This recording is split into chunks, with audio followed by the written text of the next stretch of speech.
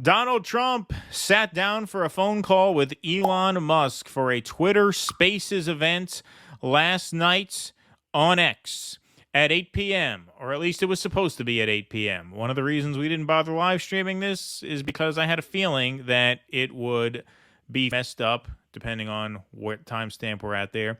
I had a feeling that they would have technical problems since the Ron DeSantis launch was mired with technical problems, and sure enough, Elon Musk says cyber attack shut down Donald Trump interview.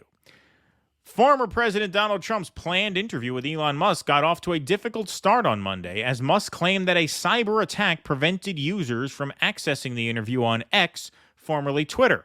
Trump and Musk, who purchased the platform in late 2022 and has endorsed the former president, teased the talk on X Spaces extensively before it was set to take place at 8 p.m. Eastern Time on Monday. However, when the time came, the link displayed only a space not available message for most users. It was unclear whether the conversation started, as the Spaces link was still inaccessible as of 8:23 p.m. Musk claimed that a cyber attack was to blame in a post at 8:18 p.m., writing the following: "There appears to be a massive DDoS attack on X, working on shutting it down. Worst case, we will proceed with a smaller number of live listeners and post the conversation later." A DDoS, or distributed denial of service, is an attack that typically sends vast amounts of traffic at a platform's servers in the hope of temporarily knocking it offline. In other words, you flood a certain forum with bots, and that causes the platform to crash. The ex-owner later explained that the company had tested the system with 8 million concurrent listeners earlier today before announcing a plan to proceed with the smaller number of concurrent listeners at 8:30 and then post the unedited audio immediately thereafter. So, NetBlocks, which is like a cybersecurity watchdog, tweets out, "Note, X Spaces are currently experiencing international outages. The incident is understood to be due to server issues as the platform hosts a live interview between Elon Musk and U.S. presidential candidate Donald Trump." However, the story that this was a coordinated DDoS attack didn't pass muster with some at X. So, Mediaite publishes Elon Musk's claim of massive DDoS attack denied by sources at X, 99% chance it's a lie. So, Mediaite writes, Elon Musk's interview with Donald Trump on X, the platform formerly known as Twitter, got off to a very bumpy start due to a, quote, massive DDoS attack, according to Elon Musk. But this was met with a high degree of skepticism, including several sources at X telling The Verge it was just not true. They explain what a DDoS attack is. Hackers use multiple computers to flood a website or online platform with an overwhelming amount of traffic, overloading the servers and making it slow or unresponsive for legitimate users, or even making it crash completely so they cannot access it at all. Now, this is why this smells fishy. In general, a DDoS attack is an assault on the entire website, not on one specific user, or, as Musk claimed is the case, one specific space hosted by one user and with one other user as a speaker. It might be more plausible if the entire Twitter X website had technical difficulties, or if the entire space functionality went down. But that's not what happened. This reporter was able to access many other tweets, user profiles and timelines, search screens, trending topics, and other parts of Twitter X on both the website and app while the glitch with the Trump-Musk space was occurring, and other users reported similar lack of problems with the rest of the site. The Verge's Gabby Del Valle and Kylie Robinson reported on the technical troubles, making the observation that the rest of X appeared to be working normally during the space's glitchy start. A source at the company confirmed to The Verge that there wasn't actually a denial of service attack, they continued. Another ex-staffer said there was a 99% chance Elon was lying about an attack.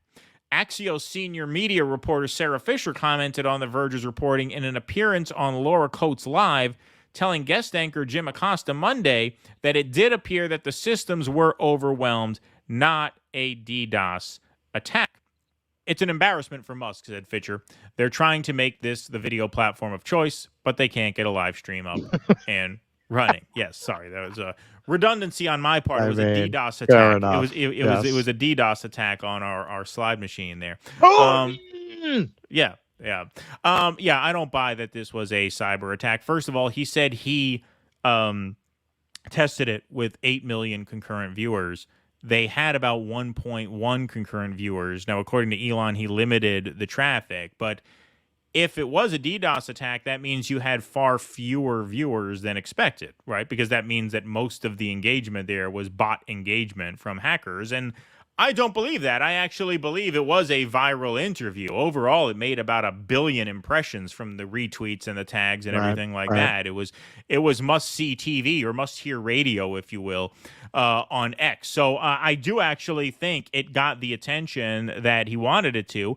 They just didn't have the shit working right. The same thing happens with DeSantis' launch. Yeah. And as we know, I mean, Rumble has claimed to be victimized by DDoS attacks in certain circumstances. We don't know whether or not they are. We don't have that information. I don't have a reason to doubt them because when Rumble goes down, it all goes down. It's not like one stream doesn't work, right? Or one functionality doesn't work. Whenever, a platform has a problem, it is our experience, and this seems to be corroborated, that it becomes a system-wide thing, right? And this was not a system-wide thing. People were tweeting on Twitter about how the Spaces thing wasn't working, which meant it seems like that room got overcrowded and it shut down. And so that's what I think. I don't think it was a DDoS attack. Hang on. The guy who in 2018 told his investors that by the end of the year they'd have autonomous cars that could take you from New York to California without a driver is lying. Who'd have thunk it? Yeah. I mean, I don't suspect foul play there. According to some staffers at Twitter, there's no reason to suspect it. So, yeah, I think that is a bit of covering your ass, if I had to guess. Which, why wouldn't you just record an interview and drop it? Like, why does it have to be a live Spaces interview?